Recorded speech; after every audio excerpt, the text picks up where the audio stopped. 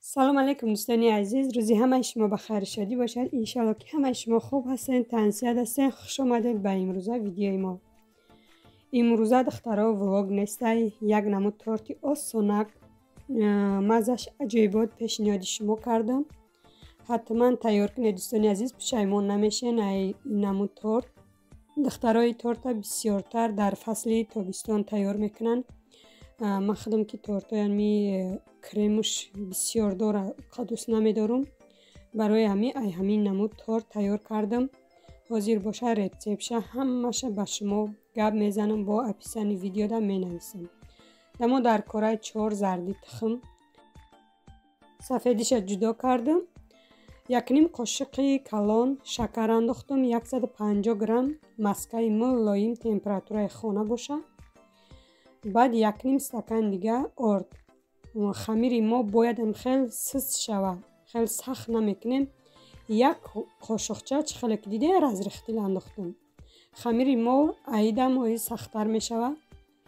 باش نشان دادگیم دوستانی عزیز، کمتر دیگه آرد میندازیم. به حد خمیرش خشرومیه پیساچنی میشوه که به همین سفیدی تخم این خمیر تیار کنین، پیروگ تیار کنین. یعنی که من حاضر تورت تیار کردم. به حد تورتی آسونه که حتما تیار کنین دوستانی عزیز. چخلی که دیدین انمی خیلی خمیرش باید تیار شوه. در فرما ما وبشه روغنی مسکه نکردم، خودش روغنی که هسته روغن نمیکنیم. انمی خیلی کم ترک دستمونه در آرد تر کرده تنگ میکنیم که در دستمون نچسبه خمیرش. انمی خیلی دوستانی عزیز خمیر مونه در دخوفکه در 180 گرادوس میمونیم. 10 مینوت میسته. به درجه میوگی چی نمود میوگی داشته باشین میشوه. زمروسکای یا که به زمروسکای، سیب، نوک، بانان چی نموده باشه میشوه.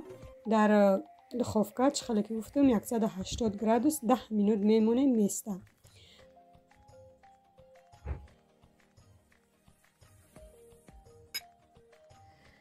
دوستانی عزیز درجه 4 سفیدی تخملت میزنیم تا سفیدی خشرو شدن شه. اینم خیلی غوسترک میشه. بعد ما شکر رو میخته میکنیم کم کمک. شکر اینیم استکان زیادترک. یه استکان پری بد نیسته، سر استکان کم ترک. اینم خیلی لد میزنیم. بعد شکر کم کمک انداخته و میخته میکنیم. یک باره نمیندازیم، کم کمک انداخته و میخته میکنیم تا آخر نوارا با ما باشه دوستانی عزیز. با هر یک محصولاتی که من میندازم باش ما را گپ میزنم. اینجا فقط سفیدی تخمه با شکر لذت است.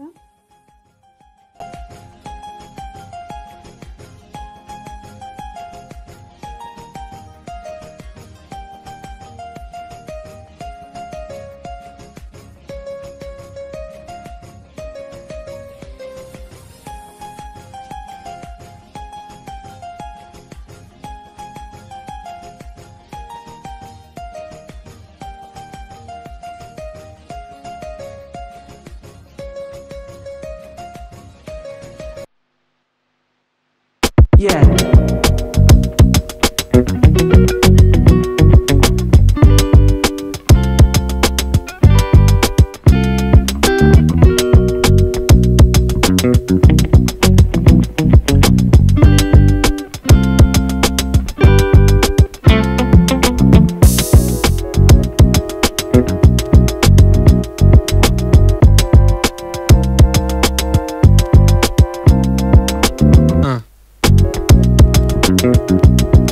سفیدی تخمه به همراهی شکر پورا لد زدم شیدم.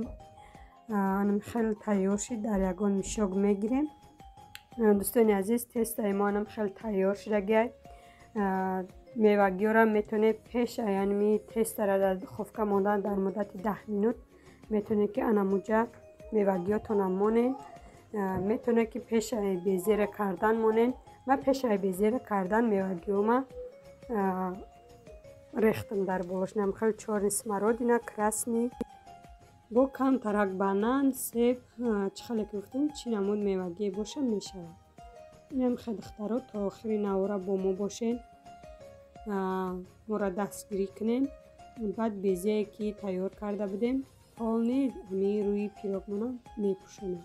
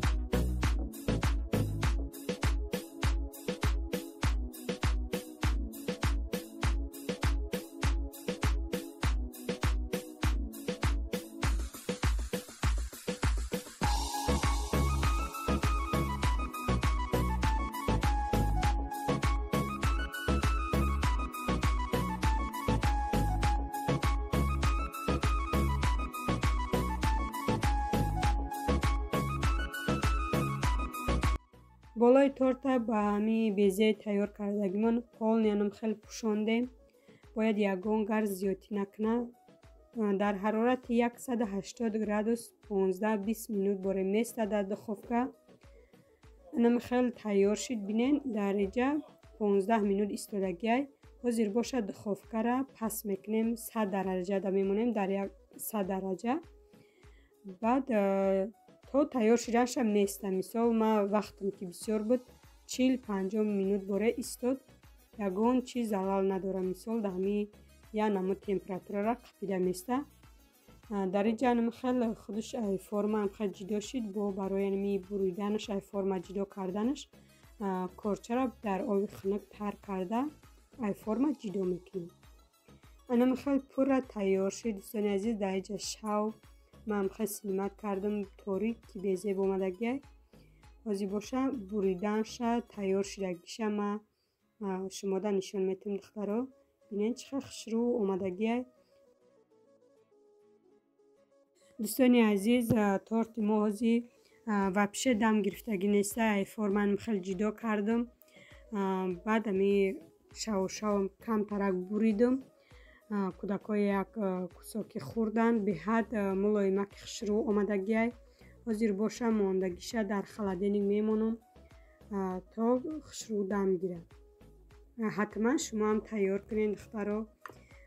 баъд анами дар занҳои ҳомиладор хӯрданаш аппетитнияй бе ягон мисол креми масладор беҳад хушрӯай. ина бинед дӯстони азиз. ҳозир саҳар дабама сиёнка кардам. бинед чӣ хел шидагиай. беҳад аппетитни хушрӯ шидагиай. болои торта ма ягон намуд гем қандоба ё асалай рехтагӣ нестам. вақте ай холодильник гирифтам болош худаш анам хел шидагиай. мегӯӣ ягон қандова ё ки асалай пошидагӣ. бинед мевагиёш чӣ хел шидагиай.